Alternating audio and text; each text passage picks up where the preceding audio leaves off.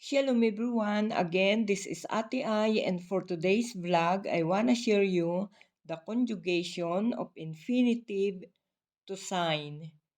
In Hebrew, Lachtom. Guys, signature or sign in Hebrew, Hatima. Okay, Bonatkel. Present tense sign for masculine singular, Hotem. Ani, Hotem. Ata, Hotem. Hu, Hotem. Present tense sign for feminine singular, Hotemet. Ani, Hotemet. At, Hotemet. He, Hotemet.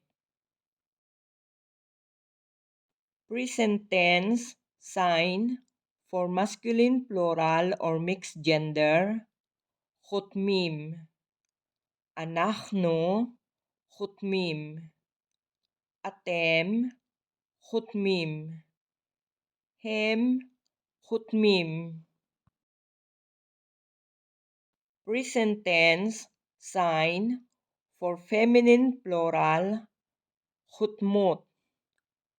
Anachnu, Hotmot. Aten, Hotmot. Hen, Hotmot. Okay guys, now how to say to past tense. For past tense, signed. Hatamti. Hatamta. Hatamt. Hatam. Hatma. Hatamnu. Hatamtem. Hatamten.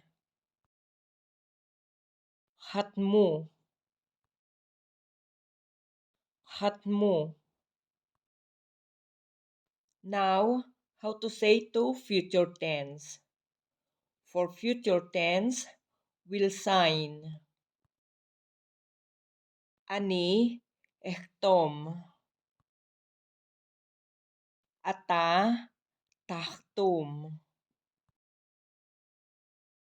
At, tahtimi. Hu, yahtom. He, tahtom. Anachnu, nachtom.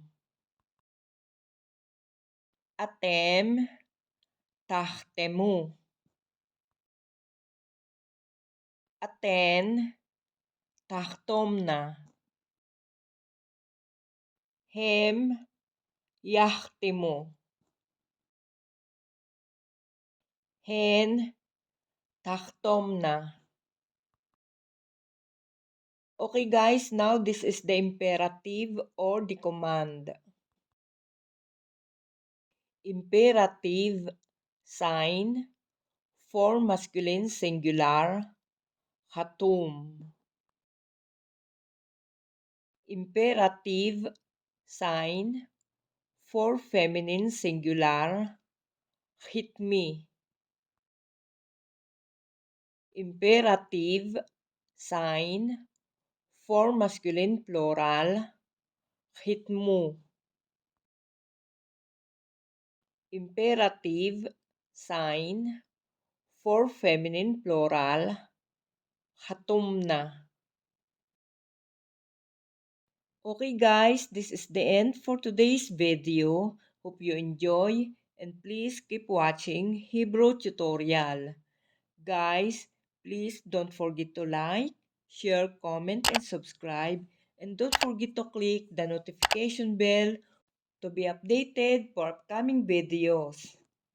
Guys, thank you very much. See you on my next vlog. Lihitraot!